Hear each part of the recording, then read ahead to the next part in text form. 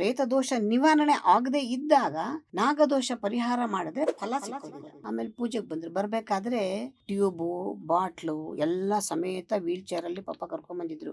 ನಿಂತ್ಕೊಳ್ಳಕ್ಕೂ ಶಕ್ತಿ ಇಲ್ಲ. ನೀವು ಅವ್ರ ಪರವಾಗಿ ಬೇರೆ ಯಾರು ಕುತ್ಕೊಂಡ್ ಮಾಡಿ ಅವ್ರ ಎದುರಿಗಿರ್ಲಿ, ಮಂತ್ರಗಳು ಅವ್ರ ಕಿವಿ ಮೇಲೆ ಬೀಳ್ಲಿ, ಎಷ್ಟು ಕಷ್ಟ ಆದ್ರೂ ಪರವಾಗಿಲ್ಲ, ಕರ್ಕೊಂಬನ್ನಿ ಹಿಂದೆ ಕರ್ಕೊಂಬಂದ್ ಕೂಡ್ಸ್ಕೊಂಡಿದ್ರು. ಪೂಜೆ ಆಯ್ತು. ನೀವು ನಂಬ್ತೀರಾ ಬಿಡ್ತೀರಾ, 5ನೇ ದಿವಸ ನಡ್ಕೊಂಡು ಆರಾಮಾಗಿ ಬಂದ್ಬಿಟ್ಟು ಟ್ಯೂಬು ಇಲ್ಲ, ಪೈಪು ಇಲ್ಲ, ಏನು ಇಲ್ಲ.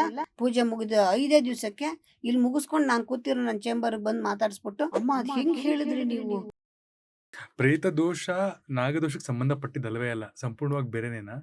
ದೋಷ ಬೇರೆನೇನೆ. ಹಾ. ಆದ್ರೆ ಪ್ರೇತ ದೋಷ ನಿವಾರಣೆ ಆಗದೆ ಇದ್ದಾಗ ನಾಗದೋಷ ಪರಿಹಾರ ಮಾಡಿದ್ರೆ ಫಲ ಸಿಕ್ಕೋದಿಲ್ಲ. ಅದನ್ನು ಮಾಡಬೇಕು, ಇದನ್ನು ಮಾಡ್ಬೇಕಾಗತ್ತೆ.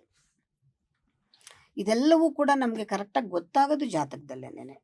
ಇದೊಂದೇ ಮಾಡಿದ್ರೆ ಸಾಕ, ಎರಡು ಮಾಡ್ಬೇಕಾಗತ್ತಾ ಅನ್ನೋದನ್ನ ತೀರ್ಮಾನ ಮಾಡ್ಕೋಬೇಕಾಗತ್ತೆ. ಆಮೇಲೆ ಈ ಪರಿಹಾರಗಳನ್ನ ಕೊಡ್ತಾರಲ್ಲ, ಹೋಗಿ ಅದನ್ನ ಮಾಡಿ ಮುಗಿಸಿದ ನಂತರ ಆ ಪರಿಹಾರ ಫಲಿಸಿದೆ, ನಾನೀಗ ಋಣಮುಕ್ತನಾಗಿದ್ದೀನಿ ಅಥವಾ ನನಗೀಗ ಆ ದೋಷ ಇಲ್ಲ ಅಂತ ಗೊತ್ತಾಗದೆ ಹೇಗೆ? ಸುಮಾರು ಸಲಿ ತುಂಬಾ 4-5 ಸಲಿ ಸಿಂಪಲ್. ಮಾಡಿಸಿರ್ತಾರೆ. ಇವಾಗ ಮದ್ವೆ ಆಗಿಲ್ಲ ಅಂತ ಬರ್ತೀರಾ, ಮದುವೆ ಆಗದೆ. ಮದ್ವೆ ಆಗಿಲ್ಲ ಅಂತ ಬಂದಾಗ ಪರಿಹಾರ ಆಗಿ 2 ತಿಂಗಳಲ್ಲ 3 ತಿಂಗಳಲ್ಲ ಮದ್ವೆ ಸೆಟ್ಲ್ ಆಗೋಗುತ್ತೆ. ಅವಾಗ ಫಲ ಆಯ್ತು ಅಂತ ಗೊತ್ತಾಯ್ತು ತಾನೆ. ಇನ್ನೇನ್ ಬೇಕು ಅದಕ್ಕಿಂತ ರಿಸಲ್ಟ್? ಅದಿದ್ದು ಇವಾಗ ಕಾಯಿಲೆ ನಮ್ಮಲ್ಲಿ ಯಾರೋ ಒಬ್ರು ಕಿಡ್ನಿ ಕಂಪ್ಲೀಟ್ ಫೇಲ್ ಆಗಿ ತುಂಬಾ ಪ್ರಾಬ್ಲಮ್ ಅಲ್ಲಿ ಇದ್ರು. ಮೆಡಿಸನ್ ಬಂದ್ರು.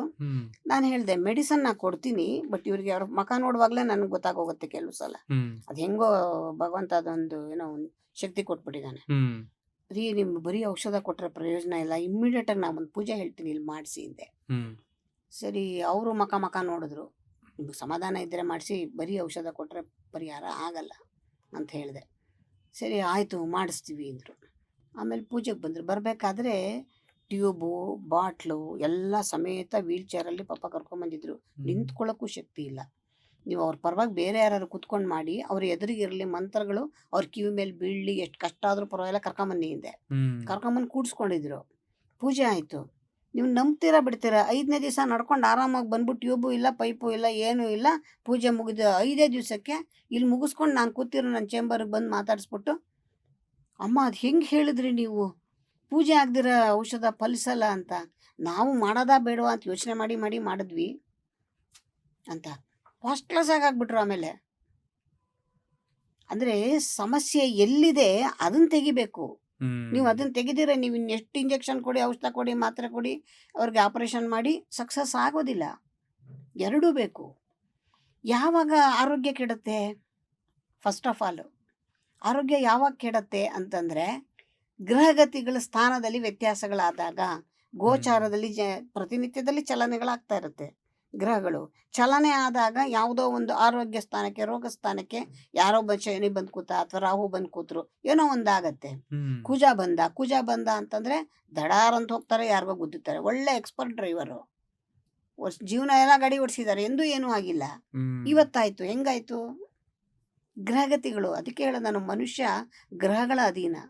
ಅವ್ನು ಹೆಂಗೆ ಆಡಿಸ್ತಾನೆ ನಾವು ಹಂಗೆ ಆಡೋದು. ನಾವೇನೋ ಮಾಡಿಬಿಟ್ವಿ ಅಂತಲ್ಲ. ನನಗಿದೇ ಜ್ಞಾನ 40 ವರ್ಷದಿಂದ ಇದೆ. ನಾನು ಇವತ್ತೆಲ್ಲರ ಕಣ್ಣಿಗೆ ಕಾಣಿಸ್ತಾ ಇದ್ದೀನಿ. ಯಾಕೆ? ನನಗೆ ಅವತ್ತೂ ಇತ್ತಲ್ವಾ. ನಾನು ಮನೆಯಲ್ಲಿ ಸುತ್ತಮುತ್ತ ಇರೋರಿಗೆಲ್ರಿಗೂ ಔಷಧ ಕೊಟ್ಟರೆ, ಅಯ್ಯೋ ಎಷ್ಟು ಚೆನ್ನಾಗಿ ವಾಸಿ ಆಯಿತು ಅಂತ ಹೇಳೋರು. ಆಗಲೂ ಇತ್ತು ಜ್ಞಾನ, ಆದರೆ ಅವತ್ತು ಆ ಹೆಸರಿರಲಿಲ್ಲ. ಎಷ್ಟೋ ಜನ ನಾನು ದುಡ್ಡೇ ಇಸ್ಕೊತಾ ಇರಲಿಲ್ಲ ಮೊದಲು. ನಮ್ಮ ಗುರುಗಳು ಒಂದು ದಿವಸ ಕರೆದು ಬೈದರು, ಏನಕ್ಕೆ ಹಂಗೆ ಫ್ರೀಯಾಗಿ ಕೊಡ್ತೀಯ ನೀನು? ಯಾರು ಹೇಳಿದ್ರು ನಿಂಗೆ ಫ್ರೀಯಾಗಿ ಔಷಧ ಕೊಡೋದಕ್ಕೆ? ಅಯ್ಯೋ ನಾನೇನು ಖರ್ಚೇ ಮಾಡಿರೋಲ್ಲ. ಕೆಲಸ ಮಾಡಲಿಲ್ವಾ ನೀನು? ಬೆಳಗಿನ ಸಾಯಂಕಾಲ ತನಕ ಕುಟ್ಲಿಲ್ವಾ ನೀನು? ಅರಿಲಿಲ್ವಾ? ಅದಕ್ಕೆ ಯಾರು ಕೂಲಿ ಕೊಡ್ತಾರೆ? ಮತ್ತೆ ಫ್ರೀಯಾಗಿ ನೀನು ಕೊಟ್ಟರೆ ಮುರ್ಕಾಸಿಗೆ ಮರ್ಯಾದೆ ಇರಲ್ಲ ನಿನಗೆ. ನಿಂಗೆ ಏನಾರು ಒಂದು ದುಡ್ಡು ತಗೋ ಅಂದರು. ಸಲಹೆನೂ ಹಾಗೆ ಅಲ್ವಮ್ಮ, ಫ್ರೀಯಾಗಿ ಕೊಟ್ರೆ ಅದಕ್ಕೆ ಬೆಲೆ ಇರಲ್ಲ ಮುರ್ಕಾಸಿಗೆ ಅಂತ. ಮರ್ಯಾದೆ ಇರಲ್ಲ. 15 ರೂಪಾಯಿ ತಗೊಳಕ್ಕೆ ಶುರು ಮಾಡಿದ್ದೆ ನಾನು. ಅಂಥದ್ರಲ್ಲಿ ಅಂದರೆ ಯಾಕೆ ಅಂತಂದರೆ, ದುಡ್ಡಿಗೆ ವ್ಯಾಪಾರ ಅಂತಲ್ಲ, ವ್ಯಾಪಾರದ ದೃಷ್ಟಿಯಲ್ಲಿ ನಾವು ಯಾವತ್ತೂ ಔಷಧ ಕೊಡಬಾರ್ದು.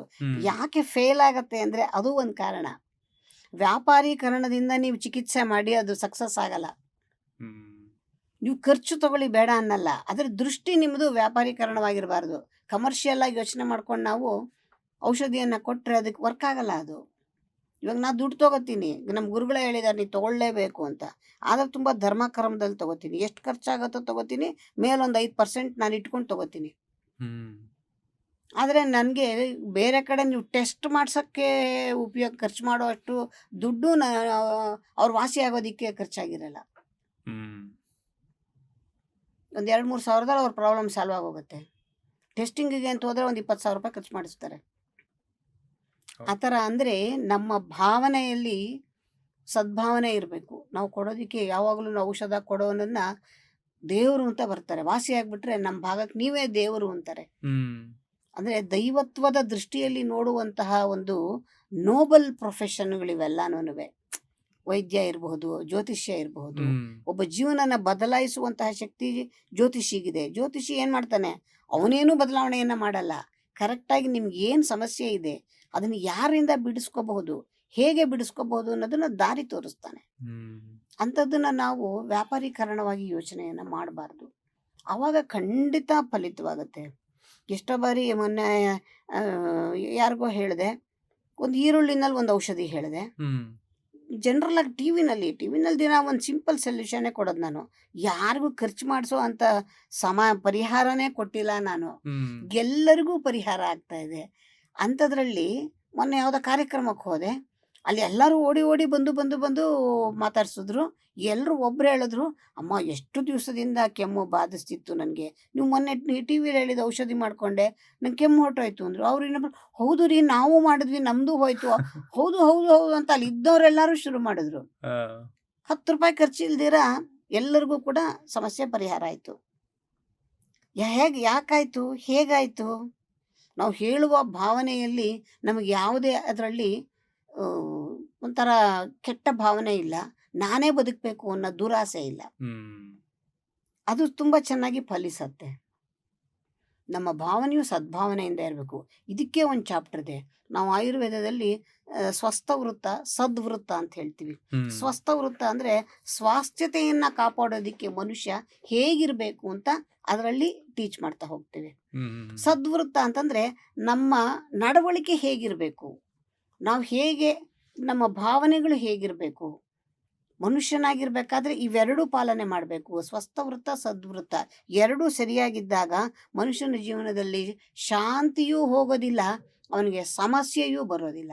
ಹ್ಮ್ ಇದನ್ನು ಬಹಳ ಹಿಂದೆ ಪಾಶ್ಚಿಮಾತ್ಯರು ವೈದ್ಯಕೀಯ ಆಯುರ್ವೇದ ಶಾಸ್ತ್ರವನ್ನು ನೋಡಿ ಅವ್ರು ಹೇಳಿದ್ದಾರೆ, ಭಾರತೀಯ ಪದ್ಧತಿಯಲ್ಲಿರ್ತಕ್ಕಂತಹ ಈ ಒಂದು ಶಾಸ್ತ್ರವನ್ನು ಸರಿಯಾಗಿ ಅನುಸರಿಸಿದ್ದೇ ಆದರೆ ಬಹುಶಃ ವೈದ್ಯರಿಗೆ ಭೂಮಿ ಮೇಲೆ ಕೆಲಸ ಇಲ್ಲ. ಹ್ಮ್ ನಮ್ಮ ಒಂದು ವೈದ್ಯಕೀಯ ಶಾಸ್ತ್ರವನ್ನು ಪಾಶ್ಚಿಮಾತ್ಯರು ಯಾವುದೋ ಕಾಲದಲ್ಲಿ ಕಂಡುಹಿಡ್ಕೊಂಡಿದ್ದಾರೆ. ನಾವು ನಮ್ಮತನವನ್ನು ಬಿಟ್ಟು ಬೇರೆಯವರದಕ್ಕೆ ಅಂಗ್ಲ ಹಚ್ತಾ ಇದ್ದೀವಿ. ಹಿತ್ತಲ ಗಿಡ ಮದ್ದಲ್ಲ ಅಂತಾರಲ್ಲ ಹ್ಮ್. ಹಾಗೆ. ಅದರಿಂದ ನಾನು ಯಾವಾಗಲೂ ಹೇಳೋದು, ಹ್ಮ್ ನಮ್ಮ ಸಂಸ್ಕೃತಿನೇ ಪ್ರಪಂಚದಲ್ಲಿ ಹಿರಿದಾದದ್ದು. ನಮ್ಮ ದೇಶದ ಆಹಾರ ಪದ್ಧತಿನೇ ಪ್ರಪಂಚದಲ್ಲಿ ಹಿರಿದಾದದ್ದು. ನಮ್ಮ ದೇಶದ ಆಹಾರ ಪದ್ಧತಿ ಪ್ರತಿ ದಿವಸಕ್ಕೆ ಹೇಳ್ತಾರೆ, ಇಂಥ ದಿವಸ ಇಂಥ ಆಹಾರ ತಿನ್ನಿ ಅಂತ ನಮ್ಮ ಪದ್ಧತಿಯಲ್ಲಿದೆ. ನಾವು ಹ್ಮ್ ಅದನ್ನು ಹಬ್ಬಗಳು, ಆಚರಣೆಗಳು ಅನ್ನೋ ಹೆಸರಿನಲ್ಲಿ ಕೊಡ್ತಾ ಹೋಗಿದ್ದೀವಿ. ಸೈಂಟಿಫಿಕ್ ರೀಸನ್ಸ್ ಇದೆ ಎಲ್ಲದಕ್ಕೂ. ಖಂಡಿತ ಯಾವುದಕ್ಕೆ ಬೇಕಾದ್ರೂ ಕೇಳಿ ಹೇಳ್ತೀನಿ, ವೈಜ್ಞಾನಿಕ ಹ್ಮ್ ಕಾರಣನ. ಪ್ರತಿಯೊಂದು ದಿವಸಕ್ಕಿದೆ, ಏಕಾದಶಿಗಿದೆ, ದ್ವಾದಶಿಗಿದೆ, ಹ್ಮ್ ಎಲ್ಲ ದಿವಸಕ್ಕೂ ಇದೆ. ಚಳಿಗಾಲಕ್ಕಿದೆ, ಧನುರ್ಮಾಸಕ್ಕೆ ಪೊಂಗಲ್ ತಿನ್ನಿ ಅಂತ ಹೇಳಿದ್ದಾರೆ. ಹ್ಮ್ ಯುಗಾದಿ ಹಬ್ಬದ ದಿವಸ ಬೇವಿನ ಸೊಪ್ಪು ತಿನ್ನಿ ಎಂದಿದ್ದಾರೆ. ಯಾವತ್ತು ಏನು ತಿನ್ನಬೇಕು ಅನ್ನೋದನ್ನು ಪೂರ್ವ ನಿರ್ಧಾರಿತ ಇದು. ಎಲ್ಲಕ್ಕೂ ವೈಜ್ಞಾನಿಕ ಕಾರಣ ಇದೆ. ಆ ದಿವಸ ಅದೇನು ಹೇಳಿದಾರೆ ಸುಮ್ಮನೆ ತಿನ್ಬಿಡ್ಬೇಕು, ಅಷ್ಟೇ ನಾವು ಮಾಡಬೇಕಾಗಿರೋದು. ಬಾಲ್ಸರೆ ಸಾಕಾಗಿದೆ. ಸಾಕು, ನೀವು ಖಂಡಿತ ಆರೋಗ್ಯವಾಗಿರೋದಕ್ಕೆ ಸಾಧ್ಯ ಇದೆ. ಹ್ಮ್ ಪ್ರತಿಯೊಂದು ಈ ತರಹ ಪದ್ಧತಿ ಎಲ್ಲಿದೆ, ಯಾವ ದೇಶದಲ್ಲಿದೆ? ದಿನ ಬೆಳಗಾದರೆ ಬರೀ ಬ್ರೆಡ್ಡಿಗೆ ಬಟರ್ ಹಚ್ಕೊಂಡು ತಿನ್ನೋದೇ ಪದ್ಧತಿ ಎಲ್ಲ ಕಡೆನೂ. ಆದರೆ ನಮ್ಮ ದೇಶದಲ್ಲಿ ಮಾತ್ರನೇ ವೈವಿಧ್ಯತೆನೂ ಇದೆ ನಮ್ಮಲ್ಲಿ. ಹ್ಮ್ ದಿನ ಒಂದನ್ನೇ ತಿನ್ನಿ ಅಂತ ನಾವು ಹೇಳೇ ಇಲ್ಲ, ಬೇಜಾರಾಗತ್ತೆ ಅಂತ.